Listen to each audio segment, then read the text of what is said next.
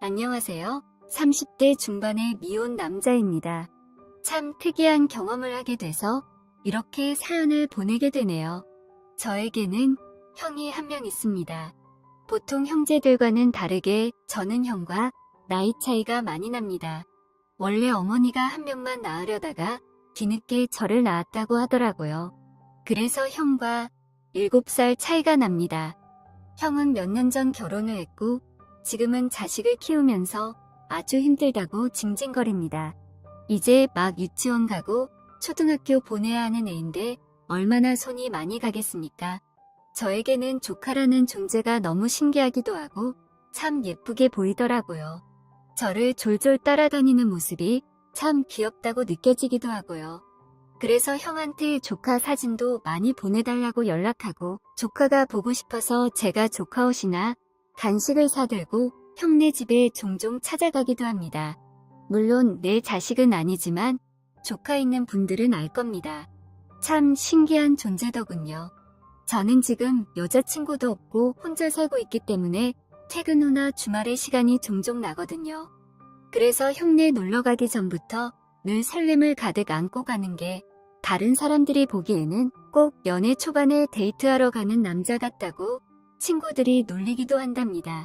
어느 날은 형이 저에게 말하더라고요. 너도 이제 장가갈 때가 됐다면서 이제 우리 집에 놀러 올 게 아니라 얼른 이 짝부터 만들어서 이제 네 자식이나 좀 보라면서 말이에요. 형네 집에 놀러 가니 아직 기어다니는 조카는 낮잠에 들려고 한 것 같았어요. 잠든 모습도 너무 보고 싶은 나머지 저는 문틈이 열려있는 조카 방을 슬그머니 쳐다보았어요. 그때 형수가 앉은 채로 조카를 안고 있더라고요. 애기 키우는 집에는 그 특유의 부드러운 냄새가 있습니다. 그 냄새가 참 좋더군요. 분유 냄새인지 애기 용품 냄새인지 모르겠는데 그 냄새가 참 포근하고 좋습니다. 그런데 형수도 육아에 지쳤는지 같이 꾸벅꾸벅 졸고 있더라고요. 어머니의 모습은 저런 것인가 하고 생각이 들고 그 모습마저도 참 아름답게만 보였어요. 형수님의 본 모습을 보기 전까지 저는 그렇게 생각을 했었죠. 그런데 조카가 커가면서 날이 갈수록 형수는 저의 형에게 예민하고 짜증 섞인 모습을 종종 보이더라고요. 분유를 가져오라고 형에게 짜증을 내는가 하면 기저귀를 제때 안 갈아줬다고 타박을 주기도 하고 또 어느 날은 제 앞에서 은근슬쩍 본인 시어머니인 저의 엄마를 비꼬는 듯 말을 하더라고요. 저희 엄마도 워낙 잔소리가 많은 스타일이라 형수가 짜증이 날 만한 것도 이해합니다. 저도 다 알고 있지요. 툭하면 사람 자존심 건드는 말이나 하고 사소한 것에도 입 하나하나 다 대는 그런 아주 피곤한 사람이에요. 근데 원래 형수가 저런 사람이 아니었는데 보고 있으니 참 어이가 없었습니다.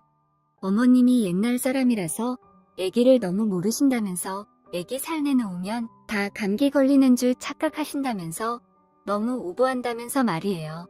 제가 와 있는데도 이렇게 저희 엄마를 욕하는데 제가 없을 때는 더 나쁜 말이 오갈 거 아니에요?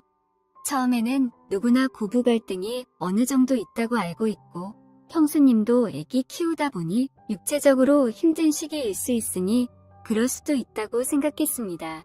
그런데 형이 나중에 고백하였는데 와이프가 연애할 때에도 은근 허영심도 심하고 형에게 잔소리가 심했다고 하더라고요. 근데 결혼을 하니까 그런 게 더 심해진다고 너도 결혼하면 다 알게 될 거라고 저한테 비밀스럽게 얘기를 하더라고요.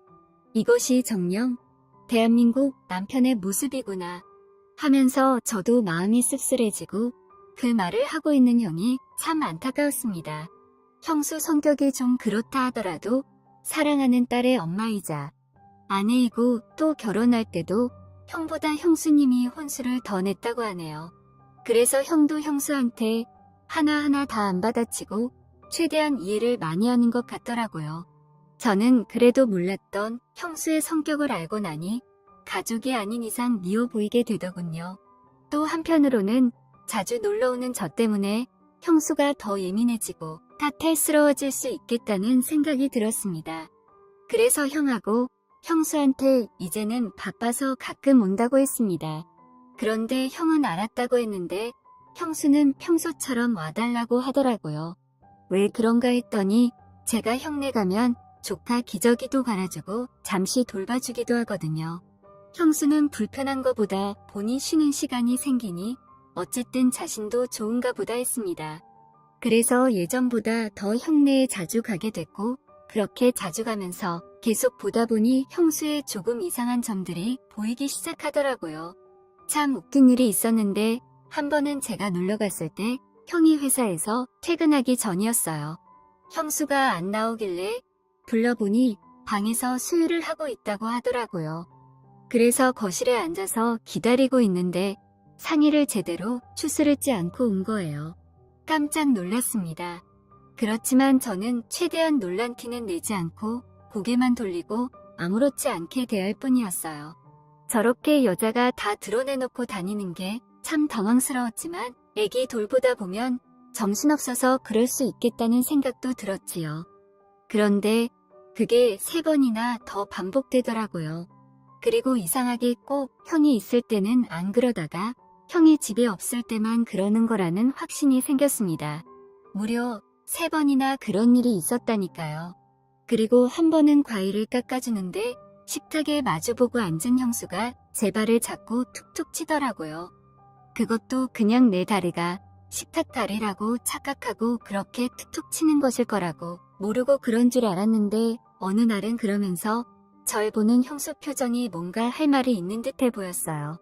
느낌이 쎄한 것이 뭔가 이상했습니다. 성격도 썩 좋지 않고 우리 부모님, 내 형을 무시하는 듯한 형수가 좋지 않게 보이는데 어느 순간 여자로 보이는 거 있죠? 한 번은 형이 잠깐 볼일을 보러 갔을 때 저와 형수 둘이 있을 때였어요. 조카 세율이가 우니까 형수가 세율이를 안아서 토닥여주고 있고 저는 기저귀를 체크하고 세율이가 배고픈지 확인을 하고 있었어요. 그러자 형수가 이런 말을 했습니다. 어머 도련님은 가만히 지켜보니 이제 완전히 아빠 같네요. 세율이 남편보다 더 아빠 같단 말이죠.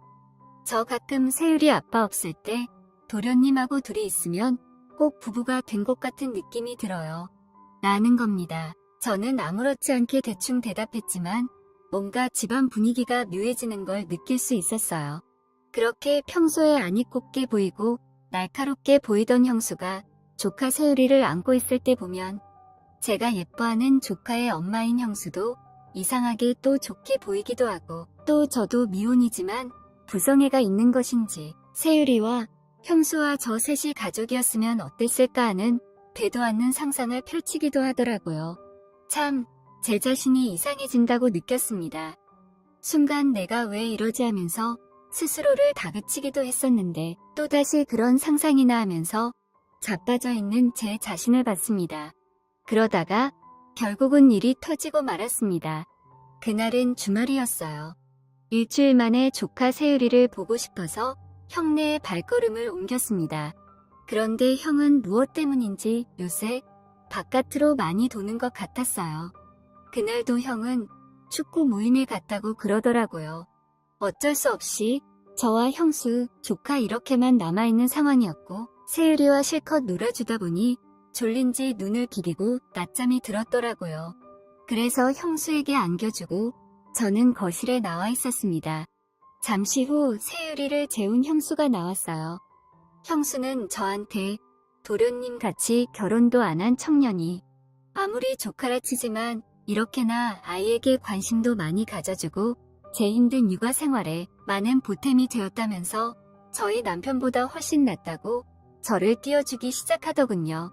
저는 아무것도 한 게 없다며 다 세율이가 예뻐서 그런 거라고 대답하고 형은 아빠가 처음이고 또 아직 서툴러서 그런 걸 거라고 형수님이 이해 좀 해달라고 했습니다.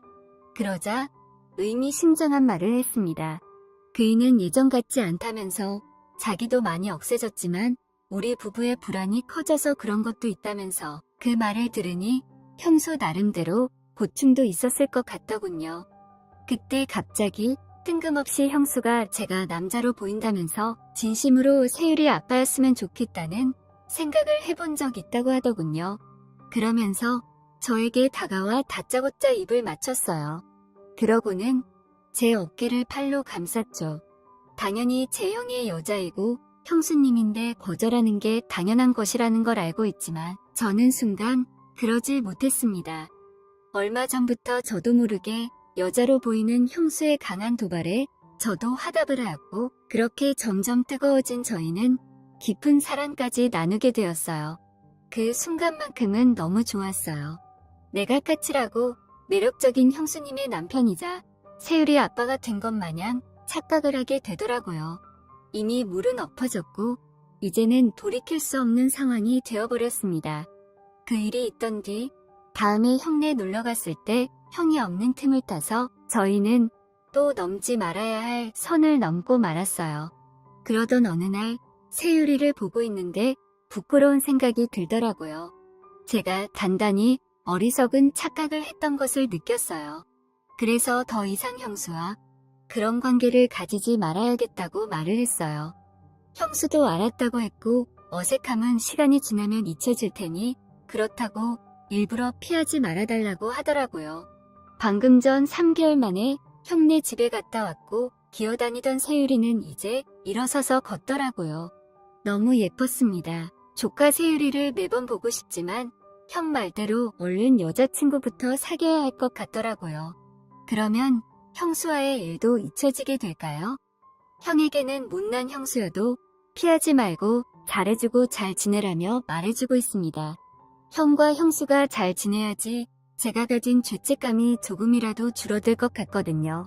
더 이상 그런 일은 없지만 사실은 볼 때마다 신경이 참 많이 쓰입니다. 남녀 관계가 참 어렵네요. 신은 왜 남자와 여자를 이렇게 위험하게 만들었을까요?